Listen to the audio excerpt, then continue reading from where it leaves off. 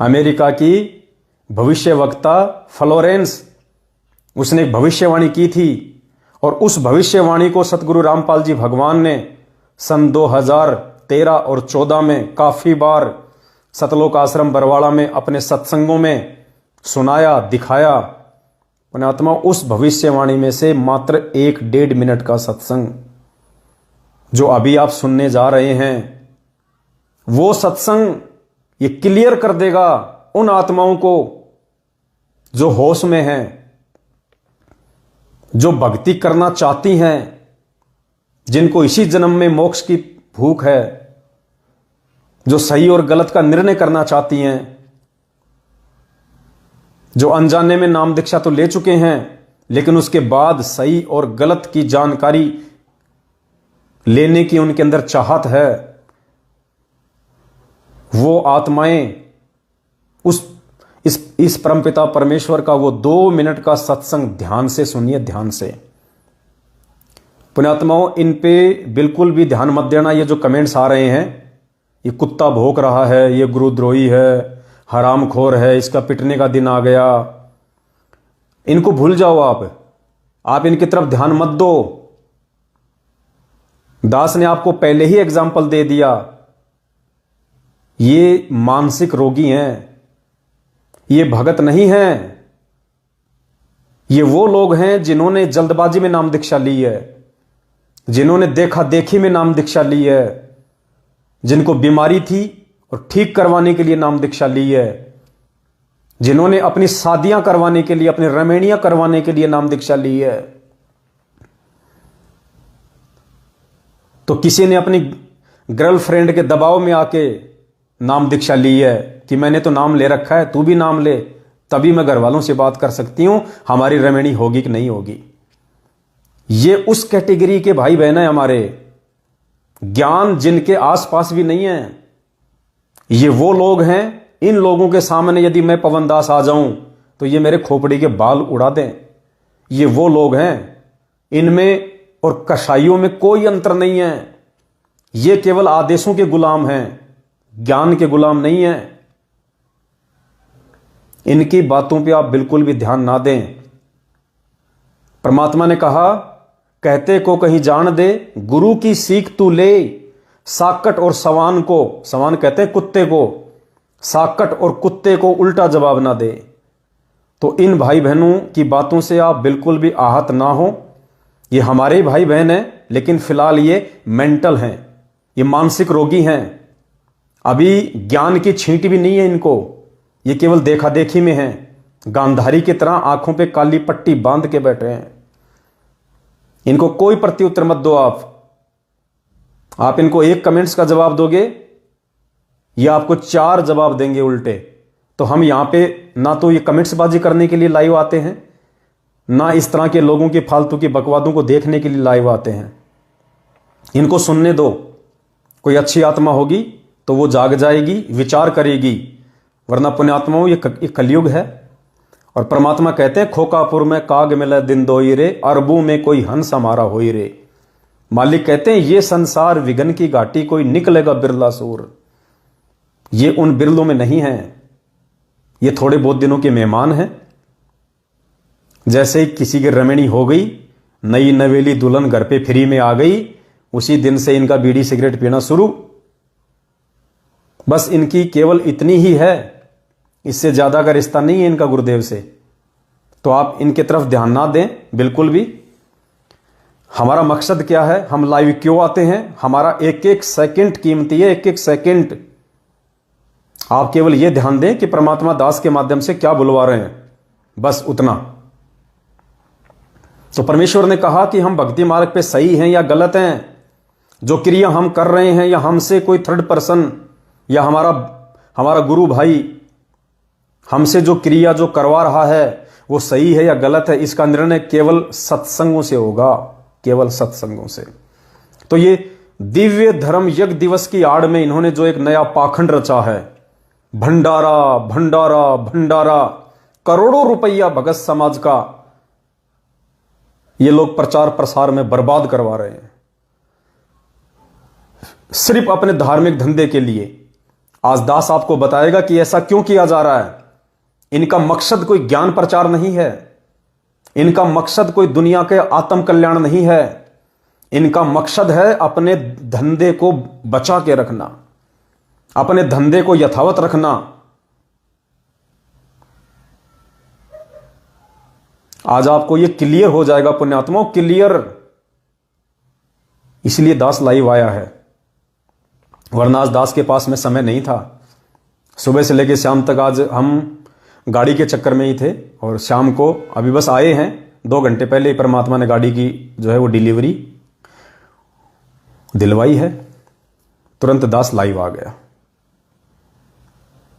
परमात्मा का 1-2 मिनट का सत्संग इस पूरे के पूरे इनके पाखंड को, जो आगामी 7, 8, 9 नवंबर 2022 को दिव्य धर्म यज्ञ दिवस के नाम पे ये करने जा रहे हैं। पुण्यात्माओं, ये दिव्य धर्म यज्ञ दिवस नहीं है, ये दिव्य धंधा दिवस है, धंधा दिवस। ये पाखंड ना हमारे पूज्य गुरुदेव जी ने 27 साल में कभी किए, ना उन्होंने कभी किसी को करने के आदेश दिए।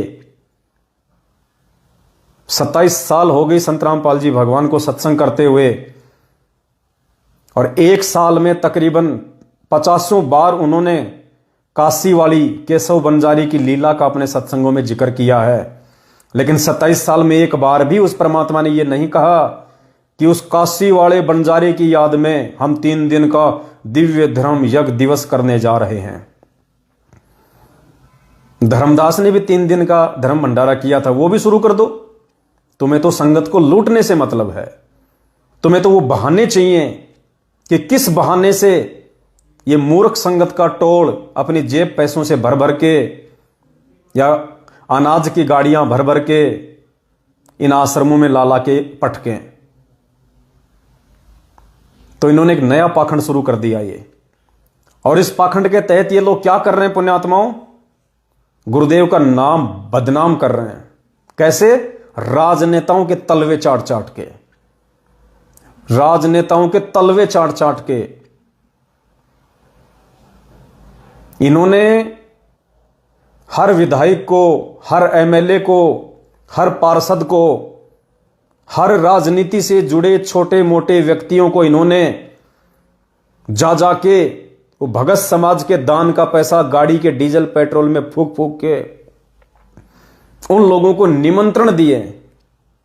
किनको? राजनेताओं को, मंत्रियों को, अधिकारियों को, अनुपदेशियों को। किस लिए? कि आप एक बार हमारे आश्रम में आओ। क्यों आओ? दास आगे बताएगा। इनकी मनसा क्या है, इनका स्वार्थ क्या है इन राजनेताओं को, जिनको गुरुदेव ने कभी अपने पैर के नाखून के भी नहीं लगने दिया। उन राजनेताओं को ये जा जा के हाथ जोड़ जोड़ के उनके पैर पड़ पड़ के, साहब हमारे गुरुजी का बहुत बड़ा भंडारा हो रहा है, साहब आप आएंगे तो साहब भंडारे की शोभा बढ़ेगी, साहब आप आइए, साहब वो विधायक भी आ रहे हैं, साहब वो एमएलए साहब भी आ रहे हैं, साहब आप आएंगे तो सर हमें बहुत अच्छा लगेगा सर, 4 चांद लग जाएंगे सर। इस प्रकार से जा जाके ये एक व्यक्ति को निमंत्रण देने के लिए 10-10 की फौज। पुण्यात्माओं, विचार करना आगे आप परमात्मा का सत्संग सुन के। ये सत्संग सुनिए आप परमात्मा का। और दास ने ये सबूत देने की आवश्यकता नहीं है, आप सब जानते हैं। सोशल मीडिया पे बहुत सारी पोस्टें, बहुत सारी फोटोएं डाली जा रही हैं, राजनेताओं के पास जा जाके, पार्षदों के पास जा जाके, सरपंचों के पास जा जाके, विधायकों के पास जा जाके, जो राजनीति में फैल हो चुके हैं उनके पास जा जाके, जो भूतपूर्व मंत्री थे उनके पास जा जाके, वर्तमान के मंत्रियों के पास जा जाके उनको निमंत्रण दे रहे हैं, साहब भंडारा हो रहा है, भंडारा आओ साहब आओ। अरे नालायको, सबसे पहली बात परमात्मा ने कहा कि ये जो भंडारा है वो 5वें यज्ञ में आता है, धर्म यज्ञ में। मूर्खों, ये धर्म यज्ञ उन राजनेताओं के क्या काम का जो अनुपदेशी हैं। अरे 5 यज्ञ परमात्मा ने अपने नाम उपदेशी भगत के लिए बताई है, जगत वालों के लिए नहीं बताई परमात्मा ने। उनको तो बुलाने का कोई मतलब ही नहीं निकलता। परमात्मा ने कहा कि एक भैंस या गाय वो है जो दूध देती है, और एक भैंस या गाय वो है जो दूध नहीं देती है। तो परमात्मा ने कहा कि अच्छी खुराक उस गाय या भैंस को दी जाती है जो दूध देती है। उस गाय या भैंस को नहीं खिलाया जाता अच्छा चारा जो दूध नहीं देती है। ये राजनेता तुम्हें क्या देंगे, ये अनुपदेशी तुम्हें क्या देंगे? लेकिन उन अनुपदेशियों के लिए भंडारा किया जा रहा है, ये भक्तों के लिए भंडारा नहीं किया जा रहा। ये भंडारा पुण्यात्माओं भक्तों के लिए नहीं है। ये भंडारा इन राजनेताओं को अपने आश्रमों में बुलाने के लिए है। एक सुनियोजित प्लानिंग के तहत। आगे बताएगा आपको दास इनकी प्लानिंग क्या है। अगर इनकी मनसा यही होती ये धर्म यज्ञ करने की, ये धर्म भंडारे करने की, तो 8 साल हो गई परमात्मा को जेल गए हुए। 2014 से आज 2022 तक हर जिले में, हर तहसील में, हर स्टेट में जो सत्संग होते हैं उनमें चाय और बिस्कुट नहीं देते ये। अरे भगत समाज का पैसा, और भगत समाज को बेचारे को केवल चाय और बिस्कुट, ढंग से उनको पेट भर भोजन भी नहीं दिया जाता। और ये अनुपदेशियों को, बिना दूध देने वाली भैंसों को ये लड्डू और जलेबी। पुण्यात्माओं इसी से निर्णय कर लो ये तुम्हारे हैं या ये किसी और के हैं।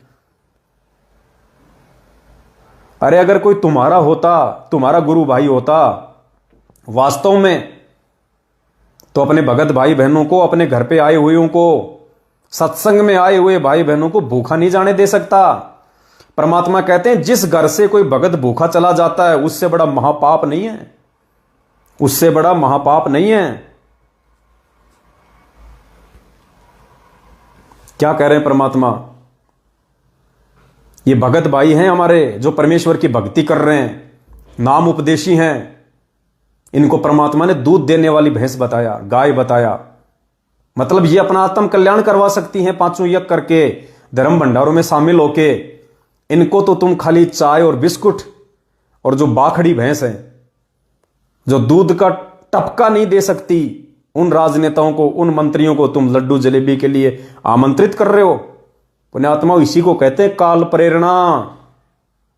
सुनिए मालिक ने क्या वचन दिया हमारे को। और एक तो दूध वाली गाय ने ये बिनौले खवावे, और एक बिना दूध वाली ने खवावे, तो अंडरस्टूड है उससे क्या लाभ होगा, क्या हानि होगी। कोई ना खवावे बिना दूध वाली ने बिनौले। तो ये जो भगत है ये तो दूध वाली भैंस गाय समझ लो, और बिना भगत है वो वैसे। लेकिन खाना द्वार पे आपके कोई आ जा, रोटी अवश्य खिलावे, प्रार्थना 100 बार करे, भोजन पाओ। द्वार पे यदि कोई आ जाए तो उसको भोजन अवश्य खिलाओ, दुत्कारना नहीं है। मालिक ने यह नहीं कहा कि जो अनुपदेशी लोग हैं उनको जबरदस्ती पकड़ पकड़ के लेके आओ कि आजा लड्डू जलेबी बन रहा है, आजा लड्डू जलेबी बन रहा है। मालिक ने कहा कि वो तो बिना दूध वाली भैंस हैं, और बिना दूध वाली भैंस भी यदि दरबार पे आ जाए तो उसको खाना खिलाना चाहिए, लेकिन उनको पकड़ पकड़ के नहीं लाना जिस प्रकार से ये लोग जा रहे हैं उन बिना दूध वाली भैंसों के पास, उन राजनेताओं के पास जिनके पास सिवाय काल प्रेरणा और कुबुद्धि के कुछ भी नहीं है।